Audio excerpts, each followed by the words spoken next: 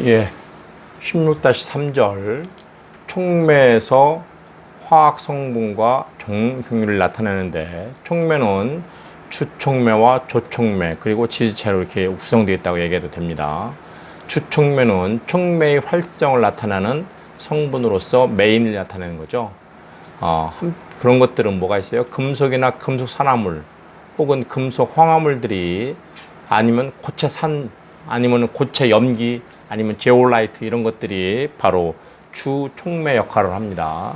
그래서 금속 원소의 형태로서 효과적으로 촉매 작용을 할 수 있는 것을 얘기하는 거죠. 그래서 이런 것들은 뭐야? D 오비탈을 D 부준일이 갖고 있는 거기에 이제 뭔가를 채울 수 있는 그런 거에서 전자를 이제 D 오비탈에 있는 거에 채워지는 전이 금속 트랜지션 메탈이죠. 여러분들 주기율표에서 주기율표 이렇게 있으면은 이 A족과 이쪽 A족 사이에 보면 이 B족을 나타내는 것이 전이 원소죠.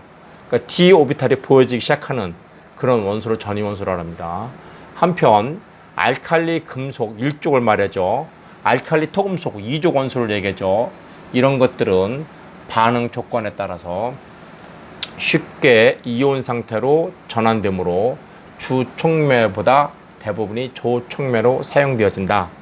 그러니까 여러분이 알고 있는 여기 1쪽에 뭐가 있어요? 나트륨 있고 여기 남아 칼륨, 포타슘 있고 이런 것들. 2쪽에 뭐 있어요? 나마, 마그네슘, 칼슘 이런 것들이죠. 그쵸?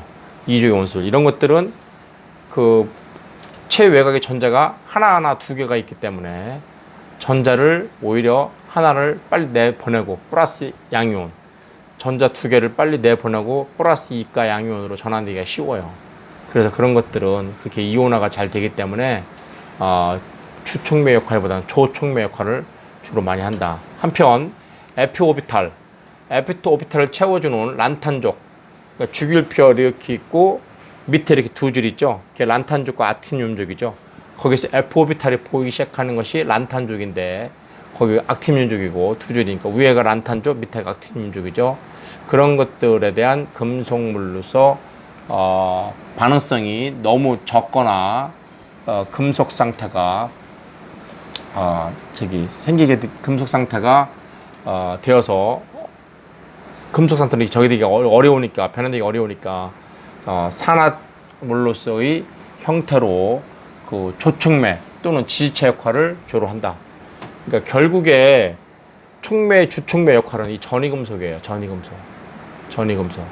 트랜지션 메탈. 이 전이금속이 주촉매 역할을 하는 거고 란탄족과 악티늄족은 좀 주촉매로서 보면 조촉매 역할을 많이 하고 F오비탈인 란탄족과 악티늄족도 조촉매나 지지체 역할을 하게 된다. 결론은 전이금속이 주촉매 역할을 한다. 이렇게 하시면 됩니다. 그래서 여기 보시는 것처럼 어떤 반응 특성에 따라서 HH 결합을 일으키나 결합의 절단을 필요해서 활성화시키기 위해서 우리가 쓰는 베타 8개 내지 10개 종류의 금속 화합물이 있습니다. 이런 것들이. 그리고 여기 CH 결합에 의해서 절단되는 것도 여러 가지 종류의 금속들이 있다는 얘기를 얘기했고요. 여기 이 표에 대한 설명을 여러분들이 뭐 전이금속 중에서 주로 8 내지 10족의 원소들이 사용되고 있다. 8 내지 10족의 원소들이 주로 전이금속으로서 주촉매 역할을 한다라는 정도로 여러분이 이해하고 있으면 됩니다.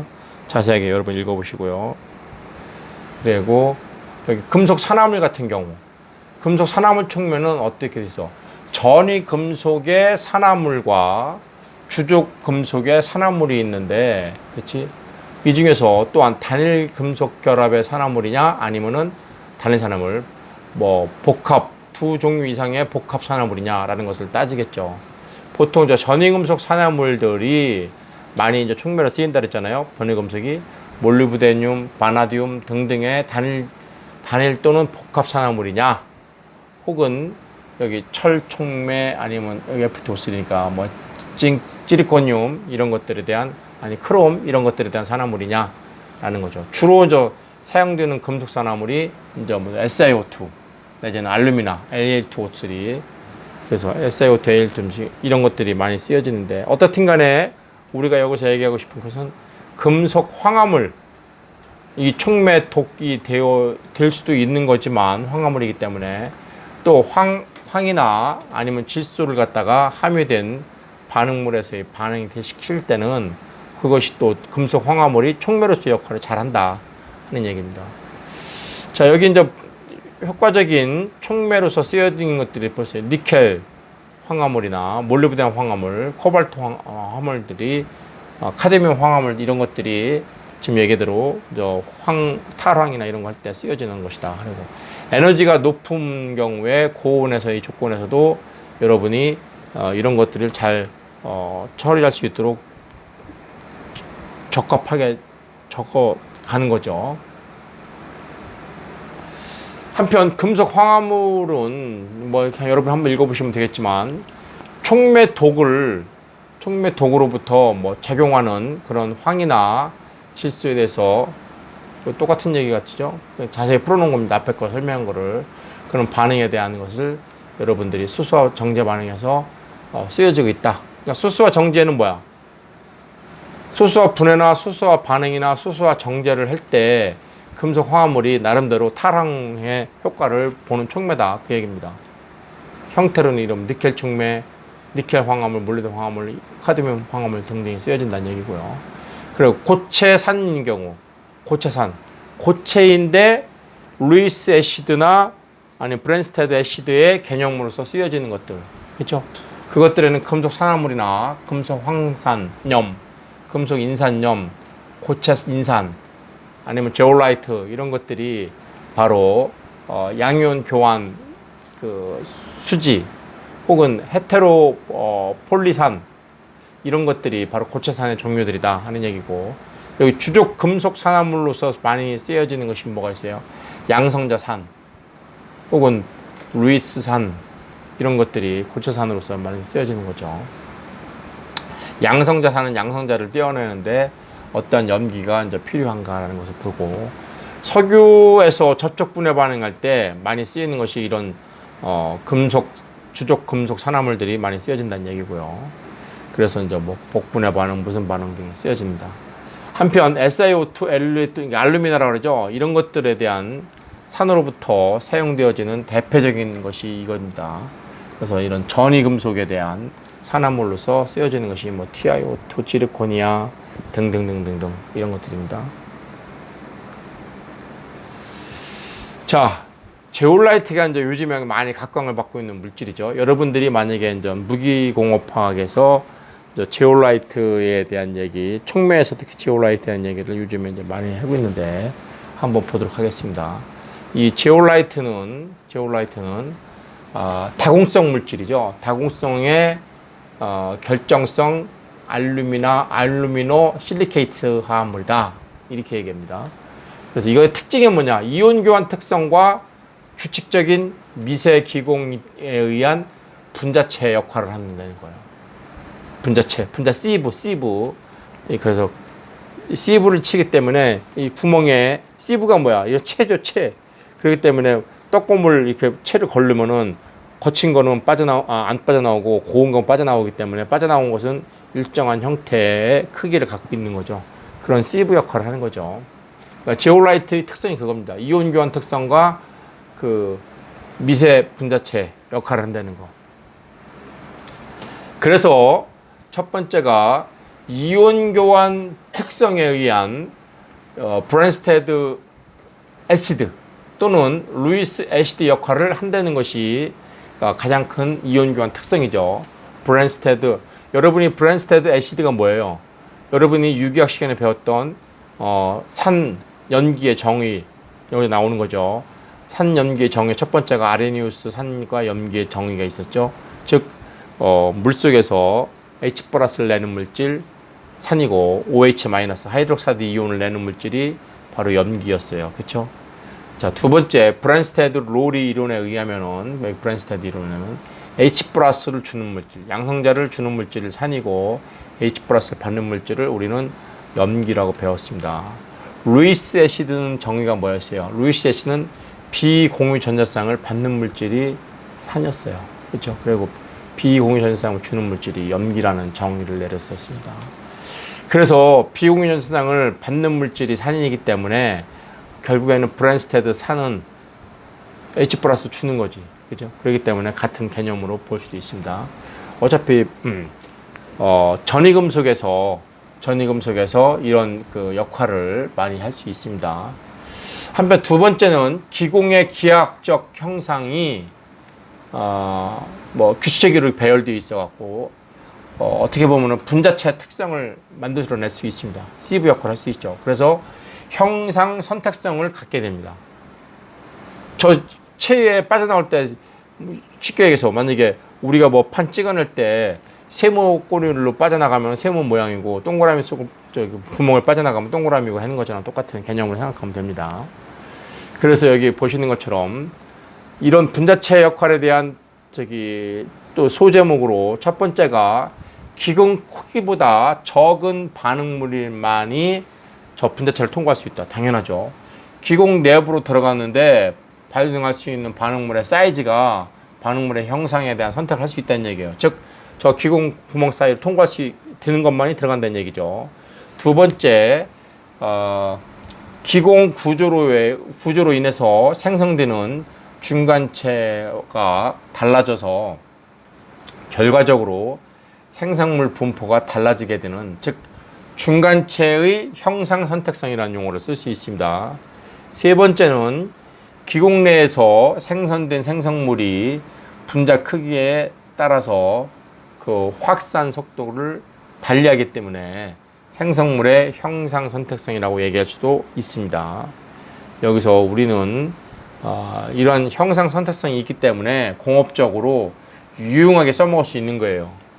예를 들어서 석유 정제될 때 파라자일렌을 제조할 때 우리는 연력학적으로는 메타자일렌이 더 많이 생성될 수 있어요. 그렇지만 우리가 유용한 것은 파라자일렌이 더 유용해요. 왜? 파라자일렌은 산화시키면 양쪽에 뭐가 되냐면 테레프탈산이 돼요. 테레프탈산도 뭐의 원료예요? 에틸렌 글리콜과 함께 PET, 페트의 원료가 돼요. 그러니까 산업적으로 페트는 합성 섬유가 될 수도 있고 실생활에서 이런 용기가 만들어질 수도 있고 엄청난 수요가 많은데 파라자일렌이 그 테레프탈산의 원료가 되기 때문에 우리는 테레프탈산은 어디서 만드는 했지만 테레프탈산은 결국에 파라자일렌으로부터 만들어요. 파라자일렌은 물론 벤젠에서 나가는 거죠. 톨루엔이 나가지만 메타자일렌은 테레프탈산이 아니죠. 그렇기 때문에 파라자일렌이면 돼야 됩니다. 어차피 선택적으로 파라자일렌이 높아져야 되는데 그런 거에서 바로 이 제올라이트 촉매를 쓰면은 우리가 원하는 파라자일렌을 더 쉽게 얻을 수 있다 하는 얘기입니다. 자, 매우 제올라이트에 대해서 여러분들이 관심을 갖고 향후 이런 산업 쪽에서도 응용 분야가 많습니다. 자, 두 번째는 주촉매에 이어서 두 번째 조촉매죠. 조촉매는 뭐예요? 글자 그대로 두 종류 이상의 성분으로 구성되어져 있기 때문에 촉매에 있어서 주촉매가 있고 주성분은 주촉매고 주성분 물질은 활성을 나타내는 선택성을 제거하지만 그리고 매우 안정된 그런 형태로 존재합니다. 그래서 여기서 보이는 것처럼 조촉매라는 얘기는 두 종류 이상의 성분으로부터 구성된 촉매에 있어서 주성분의 물질의 활성 및 선택성을 높여주는 그런 역할을 하는 겁니다. 즉 주촉매의 활성을 높여주는 것이 조촉매다 하는 얘기입니다. 그래서 이제 주촉매가 있고 조촉매가 있는 경우를 얘기하는 거예요. 여기 보이는 것처럼 촉매의 복합화 또는 일종의 조촉매의 활용에 따라서 활용이라고 할 수도 있다라고 썼습니다. 그래서 복합 산화물 형성돼 갖고 거기에서 구조적으로 어떤 것이 주촉매 역할을 하고 어떤 것이 조촉매 역할을 하게끔 도와주는 거죠. 자, 대표적으로 보면은 활성점이 안정화되거나 표면적의 증대로 인해서 그 반응의 특정의 조절을 할 수 있는 것들이 조촉매 역할을 하는 거죠. 예를 들어서 여기 있네요. 암모니아 합성할 때 아까 철가루 집어넣는다 그랬죠? 그렇죠? 그때 이제 주성분인 철에 대해서 소량의 알루미나와 그 산화칼륨 조촉매를 소량 씀으로써 우리는 알루미나가 그 철과 그 스피넬 구조를 이루도록 만들어낼 수 있다는 얘기입니다. 그래서 철을 미립자 상태로 그 안정화시키고, 그래서 반응에 그 참여하게 되면은 금속 표면을 갖다가 최대로 유지시켜 줄 수 있도록 해주는 것이 조촉매의 역할이죠. 그죠? 자, 어떻든 간에 여러분들은 주촉매의 개념과 조촉매의 개념을 따로따로 이해하시기 바랍니다. 다음 세 번째가 지지체죠. 그러니까 촉매의 종류는 주촉매가 있고 조촉매가 있고, 세 번째가 지지체입니다. 지지체, 서포트. 즉, 촉매 활성을 가진 성분들이 어떤 표면에 그 지지시켜가지고 촉매 역할을 잘하도록, 효과적으로 발휘하도록 만들어주는 것이 지지체입니다. 그래서 이 지지체는 대개는 다공성 물질이죠. 다공성 물질. 대부분의 이제 공업용 촉매에서 이렇게 지지체 촉매가 있는 것들을 요구한다 하는 얘기입니다. 이 다공성 구조로 되어 있는 것이 지지체의 특징이죠. 자, 이런 다공성 물질이지만이 촉매가 그 표면적이 넓게 만들어서 반응을 최대한도로 활성화시킬 수 있다는 얘기예요. 촉매의 열적, 기계적 특성을 형성할 수 있는 그런 역할을 해주는 거고, 촉매 반응의 그 일부에서도 직접 관여하게 되는 그런 것들입니다. 자, 지지체가 보통은 알루미나 이런 것처럼 값이 싸고 구조적으로 그 안정적이고 기공이 많은, 자, 이거 지지체의 이제 물성의 요구 조건인 거죠. 그래서 여기 이제 금속 미립자상으로 되어 있는 그런 것을 분리시킬 때 우리가 필요한 것만 촉매 표면에서 증가를 시켜줘야 되고, 그리고 촉매 입자의 소결을 억제해야 되고, 촉매 성분의 승화를 억제시켜줘야 되고, 반응 열 제거를 용이하게 해줄 수 있는 그런 것들, 그리고 기계적 강도가 있는 그런 것들을 만드는 것이 중요하다 하는 개념입니다. 예, 여기 한편 활성점을 고분산시켜 갖고서 밀도를 조절할 수 있는 것도 있고요. 이건 지지체 역할을 할 수 있는 것들에 대한 내용을 여러분들이 읽어보시고, 이게 이제 하나의 예들이 계속 이어서 나오는데, 알루미나 지지체 역할, 어떤 거를 하나, 특성, 알루미나의 특성, 기공 특성을 조절할 수 있는 그 조절이 용이하다는 얘기고요. 한편 고온에서 촉매 활성을 잘 발휘할 수 있도록 해줄 수 있다는 얘기고, 고체산 특성을 가지고 있다. 그래서 지지체로서의 주 분야를 이런 쪽 타랑이나 석유 제품에서 이런 알루미나 지지체를 많이 쓴다 하는 얘기입니다. 그래서 여기 또 무슨 알코올의 이제 탈수 반응에서도 지지체 역할을 잘한다 하는 얘기입니다. 다음에 실리카 촉매를 쓰는 경우인데, 실리카는 왜 중요하냐? 기계적 강도를 유수하고 또 고온에서도 잘 견뎌내고 안정하고요. 그 다음에 이제 표면적이 이제 매우 크기 때문에 우리가 원하는 바고, 그리고 고체산의 특성이 있기 때문에 우리는 실리카가 나름대로 이런 수소화 반응에서의 지지체로서 역할을 합니다. 한편 티타늄 옥사이드, 광촉매죠, 광촉매. 그리고 고체산 특성이 있고요. 다음에 활성탄. 실은 여러분들이 이게 이제 지지체로서 많이 알려져 있는 이런 것들에 대해서 여러분들은 잘 파악하고 있으면 되고요. 아까 했던 거 마지막 번에는 여기 촉매 금속에서의 이것도 읽어봐 주실 바람이고, 이게 지금 지지체로서의 알루미나, 실리카, 티타늄, 활성탄, 이게 주로 쓰는 4가지 화학물질. 여러분들이 활성탄은 표면적이 매우 크죠, 그죠? 이런 것들에 대해서 지지체에 대한 이 4가지 특성은 좀 파악하고 있는 게 좋죠. 자, 촉매 공업적 이용에 대해서 제일 활발한 것이 아까 석유공업이라는 얘기를 했어요.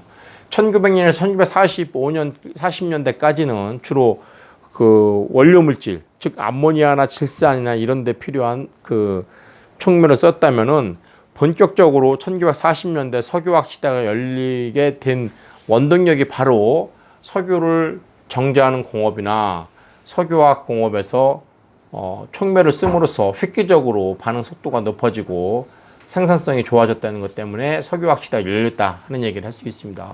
그것이 화학산업 전반에 엄청난 영향을 끼쳤기 때문에 1940년대부터 50년대, 60년대 미국에서도 화학공학이 새로 만들어지고 우리나라에서도 1960년대 중반에 화학공학과가 생기기 시작해갖고 지금 많은 대학에 이제 퍼져 있는데 그 핵심 포인트가 바로 석유 공업이었습니다.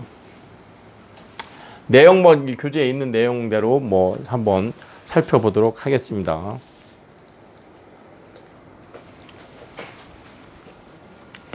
그래서 석유공업에서 우리가 이제 얼마나 이제 많이 되는가를 교재에 있는 내용 읽어보는 정도 수준에서 이해하면 되겠습니다. 석유를 상압 증류할 때 우리가 만들어지는 석유 제품들이 뭐 있어요? 유분들이 질침에 LPG가 나오고 가솔린 나오고 케로젠 석유죠, 백등유. 그 다음에 이제 디젤 경유. 그 다음에 이제 이 중진료 중에서도 뒤에 나오는 것이 뭐야? 윤활 기유지, 윤활 기유. 그 다음에 이제 아스팔트 이런 것들이죠. 그런 것들이 나오는데 각각의 과정에서 그런 것들을 얼마만큼 잘 만들어내는가 하는 문제고, 그 나온 것들과 또 중에서 때로는 중합 반응이나 수소화 반응이나 이런 정제나 이런 것들, 제일 중요한 것은 석유 접촉 반응인데